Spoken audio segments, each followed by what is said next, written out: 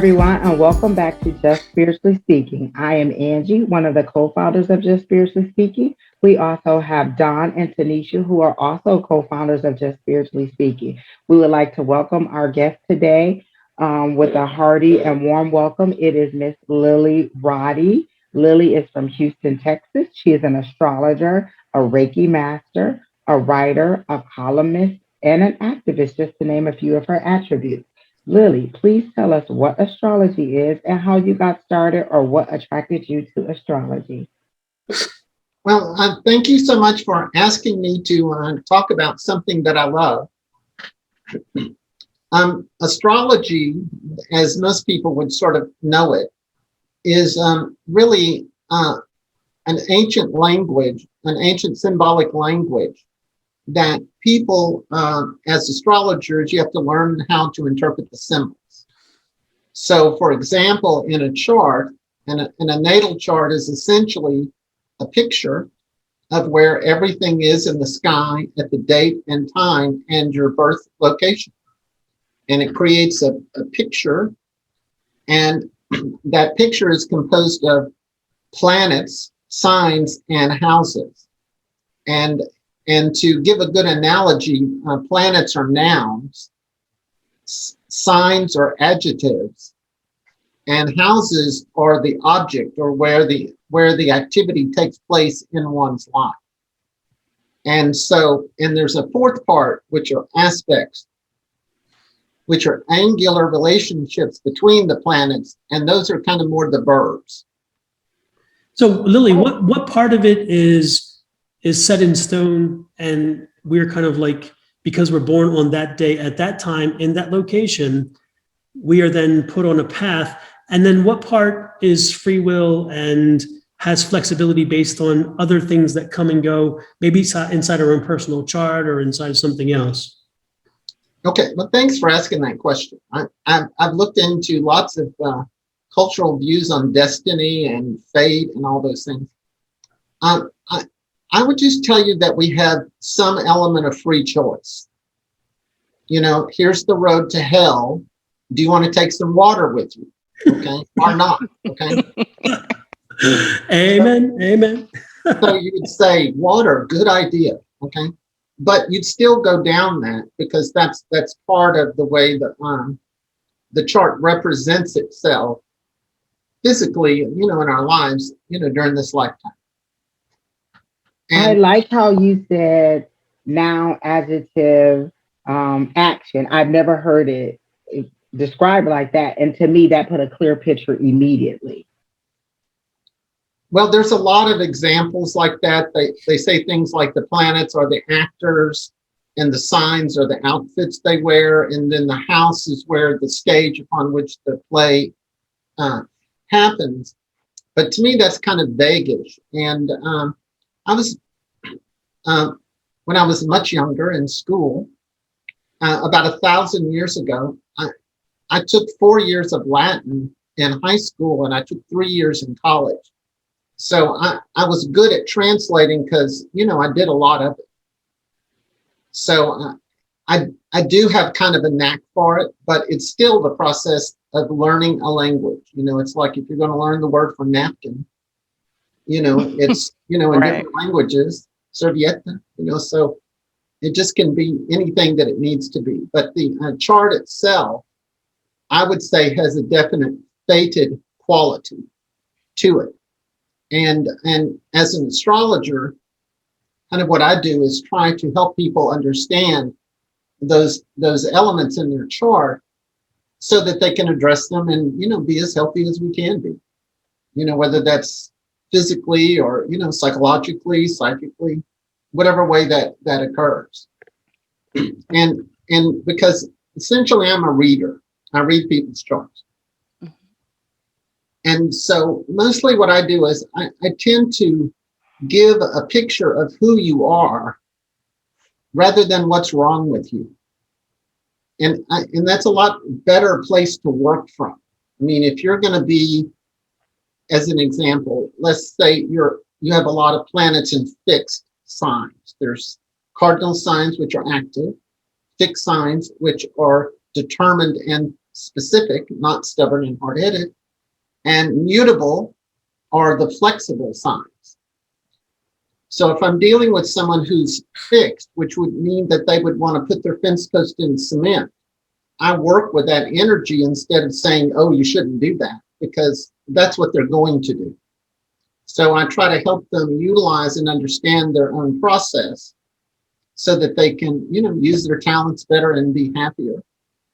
And generally people come to me, in terms of what's going on in my life. So, and I would say to you, I'm a real practical kind of astrologer. So, most of the time I read for people, it's about, love and, and money. So it's about relationships and career. And then everything else kind of, falls sequentially down the line. But to me, that's my approach. It doesn't mean that I don't, see the spirituality of it. Just the spirituality is the wholeness of it. There's no part that's not spiritual. So it's just something I really enjoy doing, and I feel very fortunate to be doing astrology a long time. And I'm a Cancer, which means I have a lot of kind of mothering kind of energies, and some of my clients have been with me forever. I mean, really for like 35 years. Wow. And I'm literally reading for the grandchildren of my original client. Wow. So in the bit of research that I did about you, I I found out that you're a counselor and you counsel people with, personal finance, like you said, relationship and all that. So when you're counseling someone on their finances, not actually doing a reading or anything like that, um, how do you incorporate astrology into that? Or have you ever incorporated astrology into someone that came to you for financial counseling? All the time. From really big things like many years ago, I used to work with this guy, and he sold natural gas from the wellhead. And so I got found the chart for natural gas, Mm-hmm. and I was able to be able to do price prediction of highs and lows in the natural gas market. And again, I've done it a long time, so I can see the pattern. So it took me about 2 years to find the pattern. And then I was never wrong. And then I just taught him how, because I would go here, this is it. So yes, there's direct ways to look at it in terms of finances. For example, if someone wants to know if it's a good idea to buy a certain stock, then I will look up the stock and see if their charts are compatible. Oh, okay. And That's just very like interesting. But just in terms of regular, day-to-day finances, for sure, most of us work every day. And so we and most people are, just struggling to get by, just like everybody else. Right. And so when there's difficult times, there are definitely difficult times that you can see coming ahead. And I would just tell them, this is going to be a tight money time. So do you pull your hair out, or you cut your expenses and put yourself on a budget? Right. And that's my approach to that. What do you want to do with this information? So when you talk about astrology and saying connecting it to a career or job opportunity or something, how does that work? I mean, how do you use astrology to be able to make that nexus between whether this might be the right position or not, or even the right career move? How does that work? Okay. First of all, people are just going to be drawn to whatever they're attracted to, or whatever seems to work successfully in their life. Usually, I don't have to tell them that. And if they are unhappy, often they don't need to tell me. They're unhappy.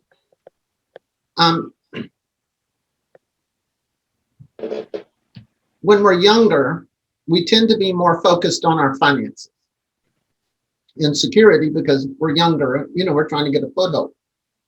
As we get older, we have stuff, we look at life in a different perspective.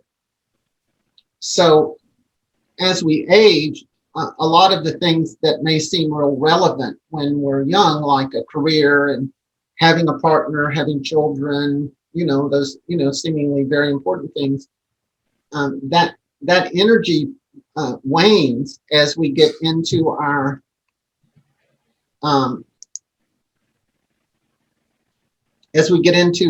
late 50s and into our early 60s. So there are definitely ways to look at all of that and to determine. I mean, a lot of times when people come to me and they're at a point where they're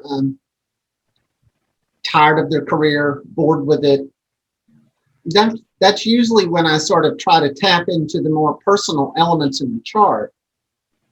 Because again, maybe you like to draw pictures, but maybe when you thought, well, drawing pictures is not going to pay my electric bill.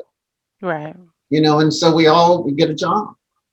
And then as we get older, those things come back into our life because those were parts of us that we just never got to express. So usually in a chart, if I'm talking to somebody, it's easy to see where their interests are, whatever that may be, excuse me. Mm-hmm. So you mentioned chart. So if you were to prepare a chart for us, is it a full report or is it just a chart that we will be referring to?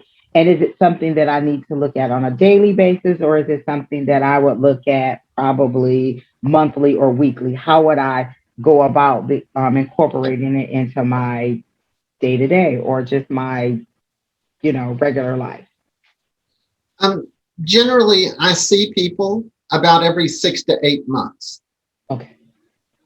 And what I do is I sort of tell them what's going on. These are bad times. These are times where things are flowing. Good time for business meetings, good time for romance, whatever seems to be there. I just talk about it within that realm. If I'm in a very first reading for me, then normally I talk about time maybe in terms of maybe 2 to 5 years, because I don't really know if they're coming back. But if you come back, well, then I'm going to take off a much shorter bite of time, because I can be more detailed. So it sort of depends. I have some people that I see, honestly, strictly for business. All I do is analyze whether or not I think these people are going to work together. So it's for someone who hires. I don't do any personal thing. I'm not saying, this person had a real bad relationship with their mother, and so don't put them around women in the office. That's not the employer's business. I just talk about whether or not are they going to show up on time, normal work things. And what basic information do you need in order to do that? Your birth date, your birth time, and your birth location. Okay. Lots of people don't have their time, so that's not a particularly abnormal thing to do. Here in Texas, for example, in 1967, they made it a law to have somebody there to record your birth time. So in Texas, there's somebody there who's doing that. Now, is that true for every state? No, it's not even true in Texas all the time. So a lot of that information is recorded. Back when the old days, they record, the birth of the child, a week later, whenever they made it to town. Or when census Because if came you were around. out in the country, you're not going to run to town to tell somebody, oh, my baby's born. Yeah. That actually happened to my mom. She was born at home on the 24th. And by the time they got to the hospital, it was the next day. So her birth was recorded as the 25th. So if someone tells you that, how do you prepare their chart? Or, is there something Like, what information do you use, or what would be the most practical thing to do in order to help them with their chart? About the barest minimum of information that I need is your birth date, the Okay. month, year, and date. Okay.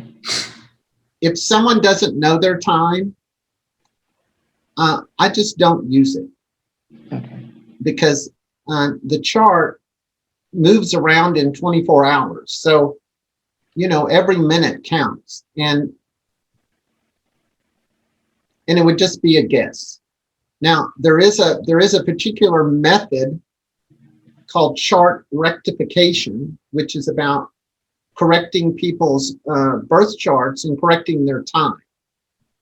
But that's quite an extensive process. You're not going to, put the data in a computer and have it pop out a chart. So what would you say, let me rephrase what I was going to say. Have you ever worked with any skeptics when it comes to astrological charts or natal charts?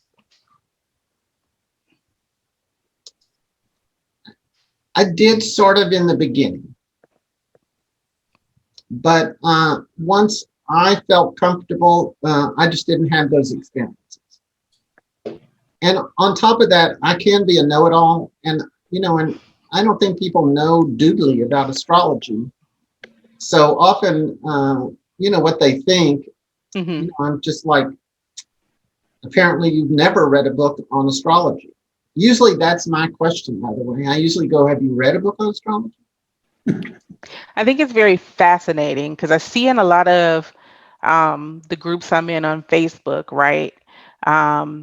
Especially for are very religious people, right? They don't believe that you can believe in astrology and believe in God at the same time. And so I see a lot of comments back and forth, well, astrology was used in the Bible. Like, how can you not believe in it, right? Um, I mean, it does say that 3 wise men were following a star. Okay. that's my That is argument. always my example.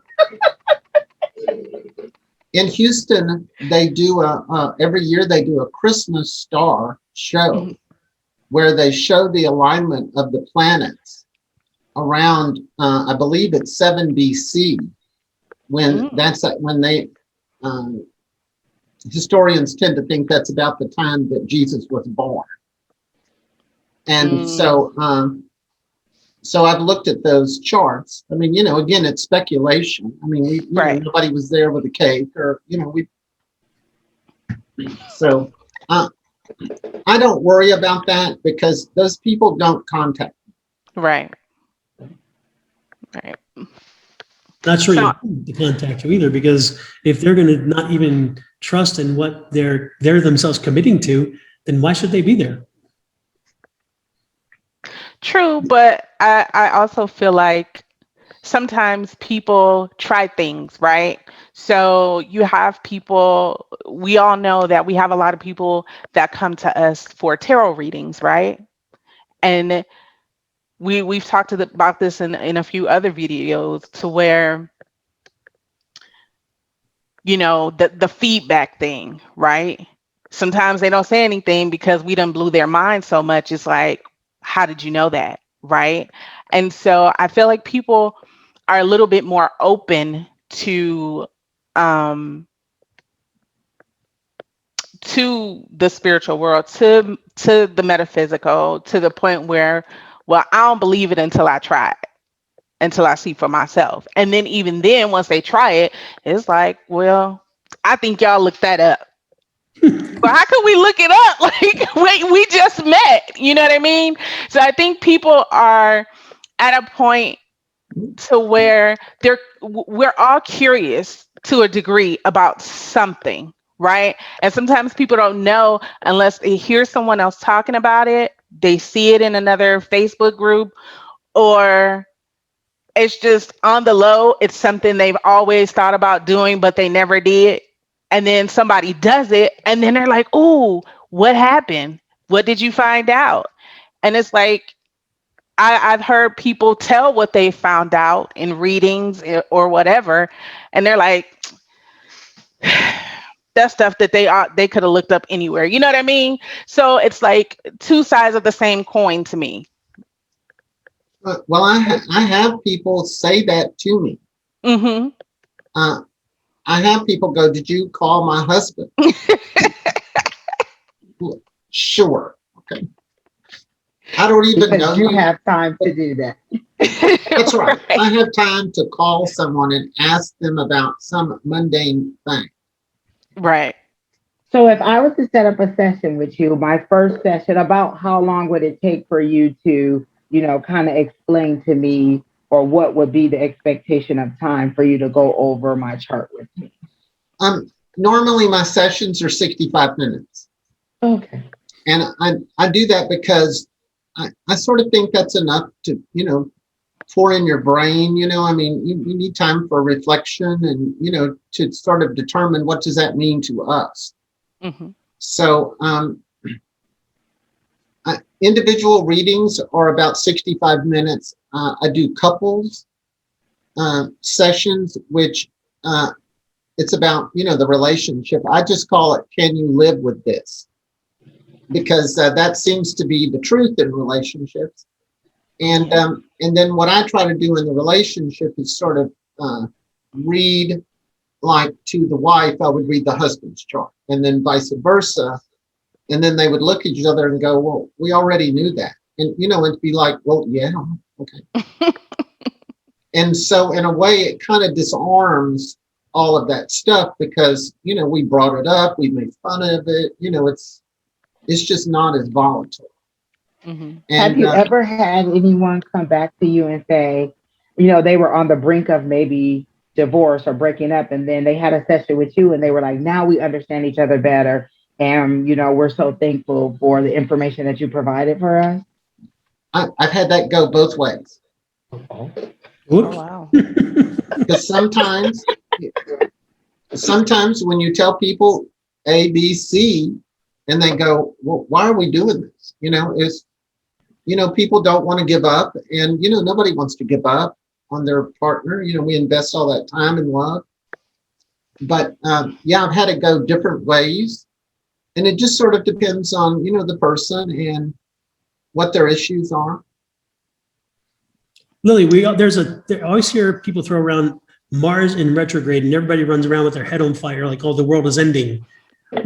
What is Mars in retrograde? What is retrograde? What does that mean for folks like me who have absolutely no idea, except I know that everybody says, oh, the world's on fire because Mars is in retrograde. Don't do anything. Don't sign anything. What does that mean? Okay, well, I think you're referring to Mercury retrograde. Mercury, well, there you go. Not Mars retrograde. See, we have no clue. Without a tarot deck, I'm lost. Mercury goes retrograde 3 times a year. And Mercury rules or represents conversations, interactions, travel, organization. So it would rule your car, the road you travel on, your text, your phone, Mercury. A retrograde, all astrology is built from the earth because we live here. We don't live on the sun. Okay. Mm-hmm. And so when planets are retrograde, no matter what the planet is, as the planets go around the sun, if this is the earth, when the planet and the earth are on the same side of the sun, that's when it's retrograde. And in fact, I mean, these are things that we know. For example, when Mars is retrograde, that is when the Earth and Mars are actually closest. But and usually that's when you can almost see it better with a telescope. But the gravity fields between Earth and Mars are so strong, it creates all these winds on Mars, and it makes it hard to see. So, Earth and Mars are acting and interacting together. All planets go retrograde except the moon and the sun. And they're all different. Mercury's 3 times a year. Venus and Mars are retrograde about every 2 years. The outer planets, Jupiter, Saturn, Uranus, Neptune, and Pluto are all retrograde every year for about 4 months. So when Do you they're know not retrograde, why? they're on the other side of the moon, of the sun. Say that again. When they're not in retrograde, they're on the other side of the sun. We can't, Correct. and therefore they have less influence on us because of the distance of the energy, or what? We have more perspective. When the planet is conjunct is aligned with the Earth, then we're actually enmeshed in the energy. So it's kind of like it's like the shadow side of it. We're deep in our shadow, and as Mercury moves around the sun and passes Earth, then we gain that perspective of what that meant. So do we ever feel physical symptoms of these retrogrades or these planetary movements, and kind of what would that look like? Well, it could be anything. I advise my clients never to have elective surgery during Mercury retrograde, because usually that means they misdiagnosed something, they did the wrong thing, and frequently it has to go back and be redone. So those are big reasons that we use to try to help people. I do lots of appointment setting. So if a person calls me and says, I need my tooth extracted, I need my gallbladder extracted, whatever they're talking about, I just look to find the best days for surgery, within the doctor's schedule. Have anybody ever asked you to predict their death? Like, based on the planets and when I was born, do you know about when I'm going to die? Lots of people are real interested in that. Wow. I just don't answer those questions unless you're terminal or your parents are dying. Then I'm willing to dig in. So it's just the relevance of the information. So just to look into somebody's chart and look at when they're going to die, my advice is always straightforward: is live as though every day is your last, and you won't worry. Okay. So I want to ask a question about one of my favorite topics, which is past life regression. So when I was doing my research, I read that you merge the past and the present together. It was something like that mentioned. It's because I do past life regressions and I do future life progression. Oh, okay. How does that work for your client in terms of, like, for me, I just recently, probably within the last month or so, started experiencing a past life. Probably longer than that. And I didn't know what that was. So how does that play on my future? If you were to bring the little bit I know about my past life with my future. I just made up a name for that. I call that past life bleed over. Where all of a sudden, something inserts itself. I have dealt with my clients in many ways with that, but mainly just to understand where it's coming from and how it's affecting them in this life. Back when I did regressions, I had a client and she was deathly afraid to go to New Orleans. Okay. And I would just say that this was a real country kind of woman. Okay. Mm-hmm. I mean, she was a very warm-hearted woman. There's nothing wrong. She's just from the country. So her daughter asked if I could do a regression on her and find out why she couldn't go to New Orleans. And so we did a regression, and she was a prostitute, and her pimp cut her throat. Wewow. And so, when I was doing the session, her daughter was there. Mm-hmm. And I said, now we're gonna hear a lot of crying, a lot of emotions. So don't freak out, because be prepared. Mm-hmm. And once she sort of saw what that was, and this is how regressions are. In that regression, she had so many shoes. She loved shoes. And in this lifetime, she had a closet full of shoes. Mm. So once she sort of recognized where the fear came from, she went to New Orleans, no problem. What information do you need to do a past life regression? Is it the same as a regular chart, or is there additional information that you need? Okay, I don't use a chart if I'm going to do a past life regression. Okay. I don't do regressions anymore. Okay. I do past life readings, which I do use the chart for that information. Generally, past life houses, areas of the chart would be the 4th, 8th, and 12th house. Those would be the primary areas that I would look to find information. Okay. And usually it shows up. I mean, it's, we're connected. I mean, I know y'all know that. Yeah. Yes. Whew. That is so interesting to me. With the past life regression, when you were doing past life regressions, were you using tarot cards, or how were you doing the regressions? I just did some meditation Okay. for my client and with myself, and I would just have them open up and see what was there. And then you mentioned future life. I'm sorry. Oh, one more thing. Let me add to that. And I'm fortunate. I can see into a person's past life, Okay. and so I kind of know what's happening in future lives. We just take them someplace they don't really.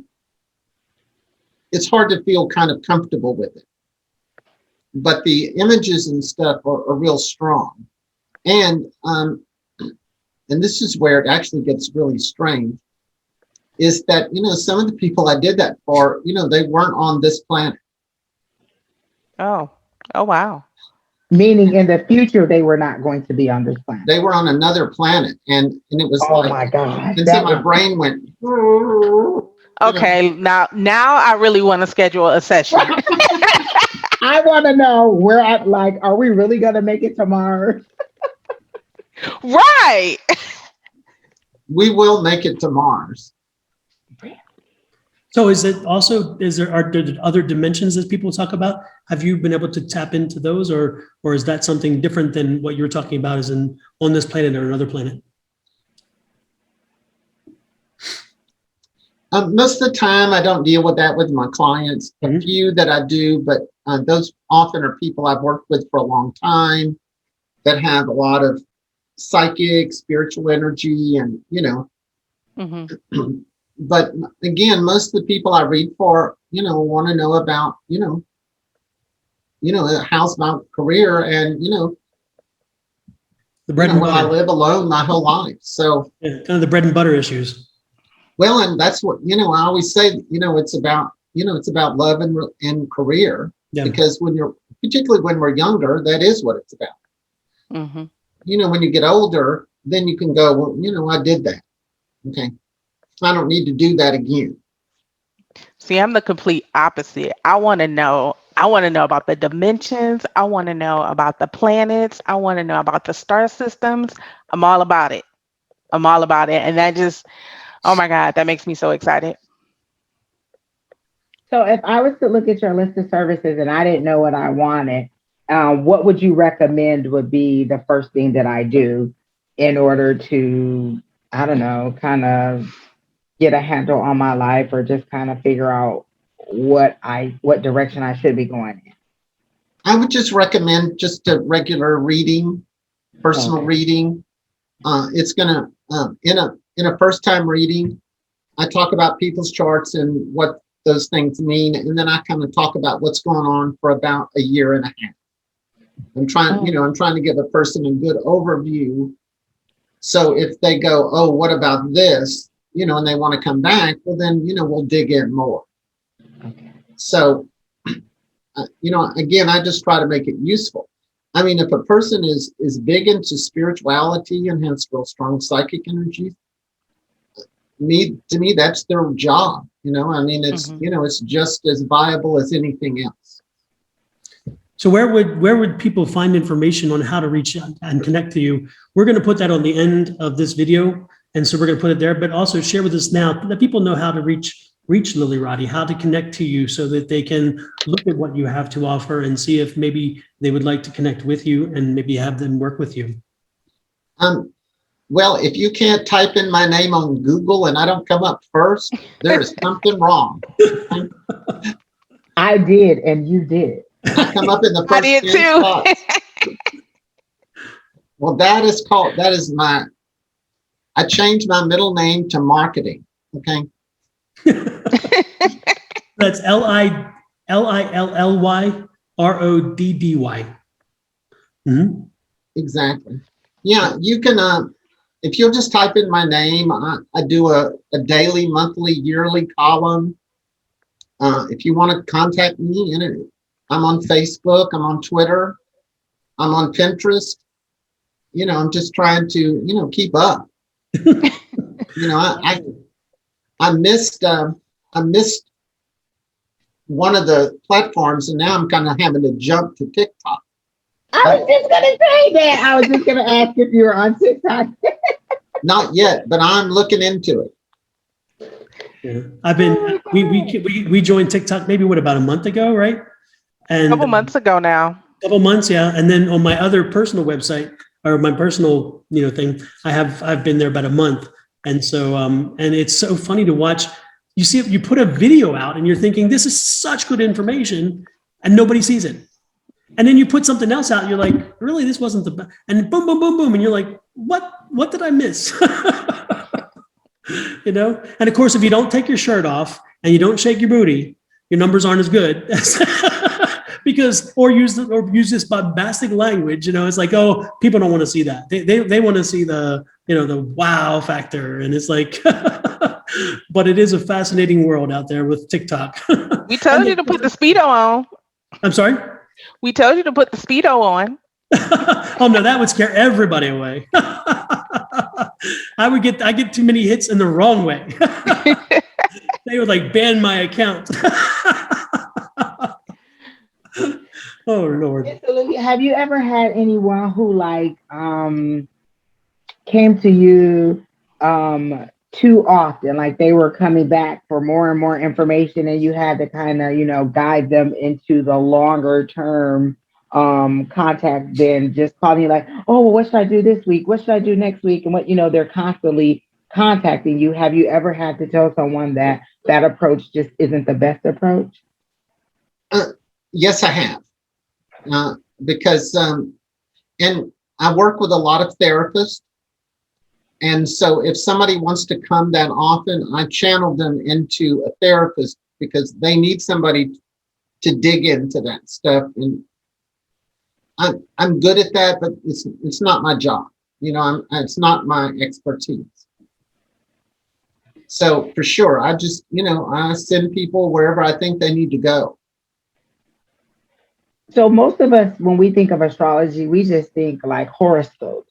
So what do you tell people if they come to you and that's what they think they're going to get, just a big horoscope? So how do you tell them, or how does that relate, to astrology, the horoscope aspect?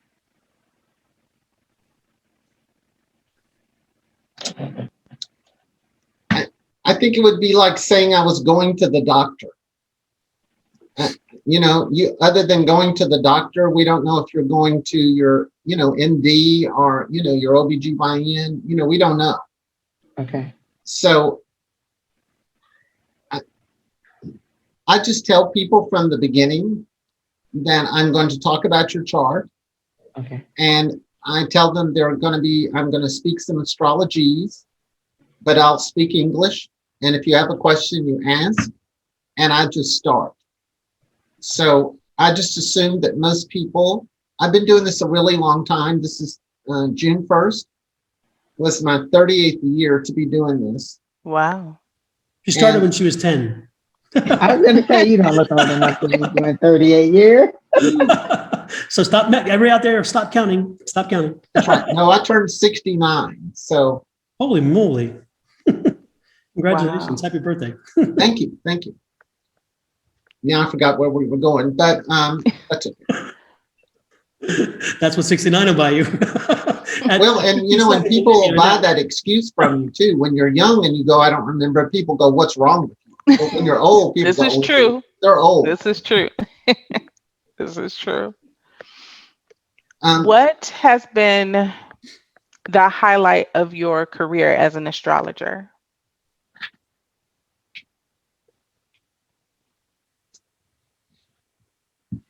Tanisha, you know, I'm a kind of a person that lives in the present. Hmm. And so I would tell you that I look forward every day to having a really wonderful experience with astrology. I really mean that. I mean, it's not, you know, just BS. Hmm. Because, you know, I have good stories and I have horror stories, you know, and it's always great to help somebody understand something about themselves and free themselves from some sort of awful kind of self-inflicted behavior. But this is my dark side. I did a reading for a couple, and Mhm. apparently they turned religious on me. And they wrote me a letter and told me they took the tapes I had made for them and threw them in a bonfire and danced around them. Wow. And I went, all right, I got that. Okay. C'est la vie, right? I knew I'd hit the target. When you have to dance around a fire, I have you. So that was a good moment for me, Mhm. but I'm not sure it was a good moment for them.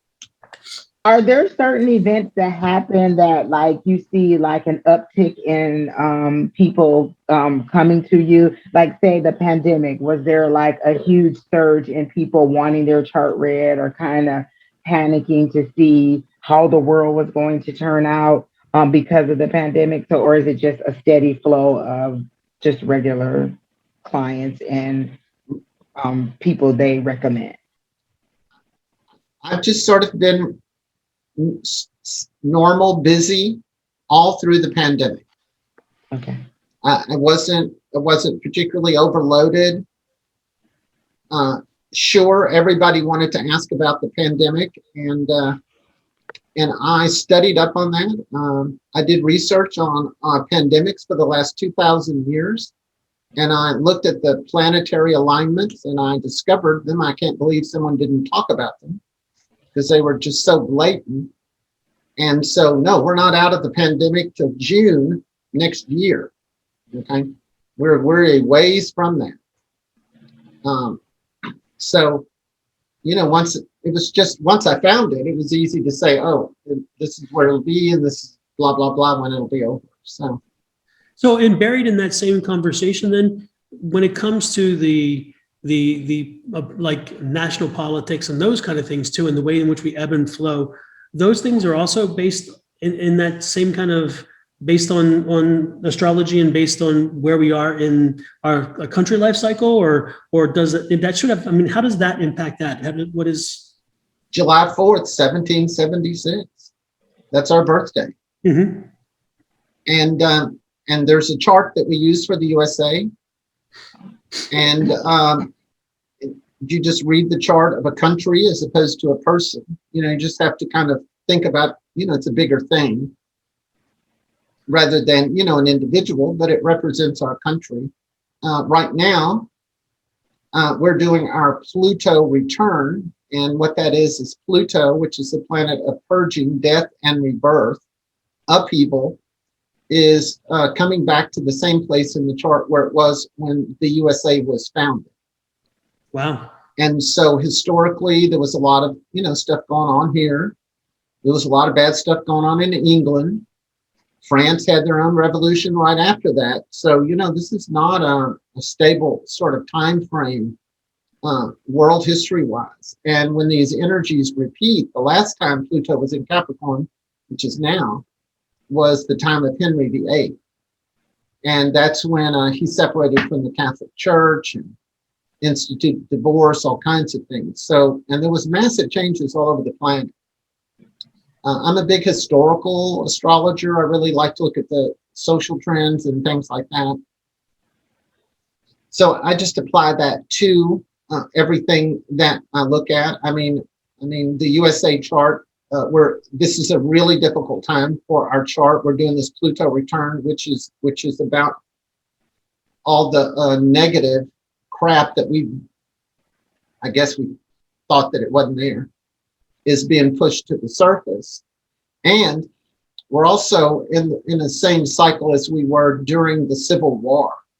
So again, a lot of the racism and this sort of extremist kind of talk. I mean, you can go back and look at 1850 when Neptune was moving through Pisces, exactly where it is now. Missouri Compromise, all that stuff about free and slave states. And so all that energy is showing up again, and it's just different. I mean, it's the same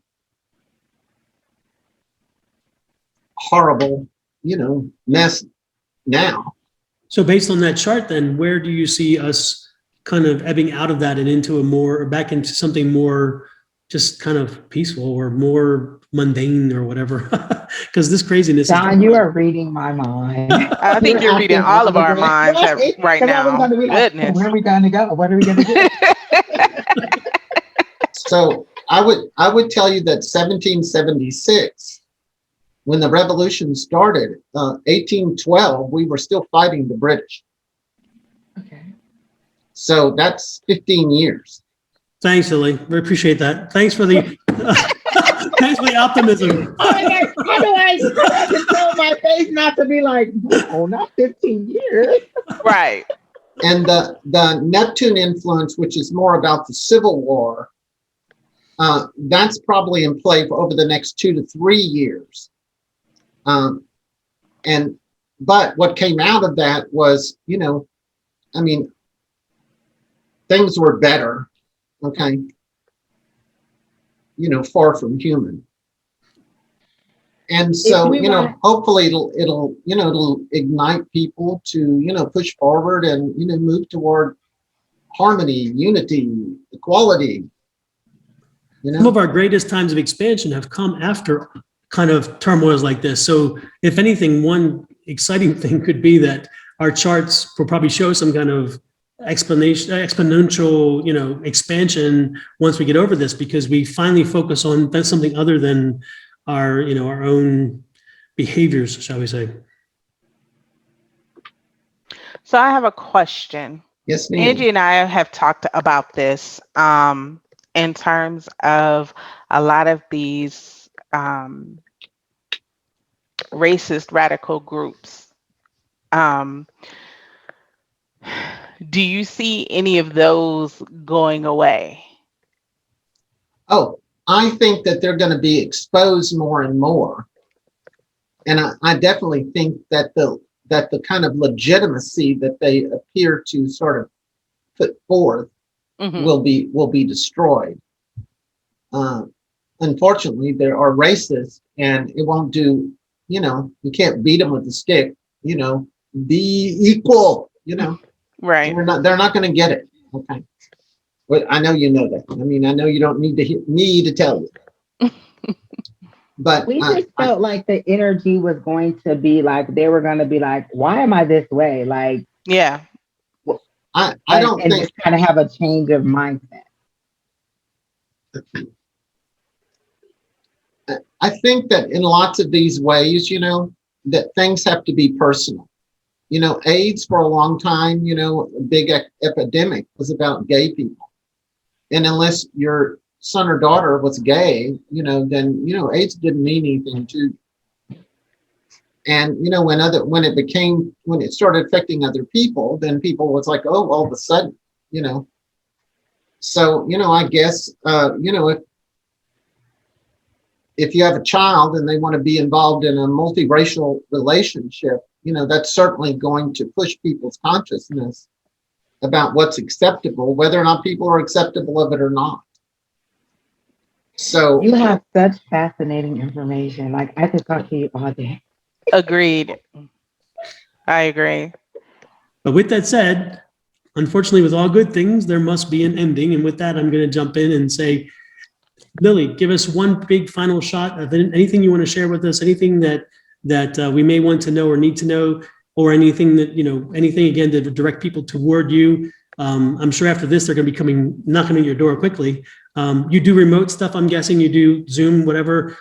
Explain to people how you do that long distance, so where people will know that you don't have to be in Houston to access Lily Roddy. Yeah, I'm working solely over Zoom or the phone. I have a home office, and I'm just not going to invite strangers into my home. But eventually, I hope I get back to that because, I'm an old school gal, and we hugged and happy to see each other, and now we just have to wave from across the room or something. So bump elbows. that's fine. I'll be glad when it's less chaotic. Best to find me if you'll just type in my name on Google. My phone number's there, my address is there, my email address. I just don't think it's hard to find me if you're looking for me.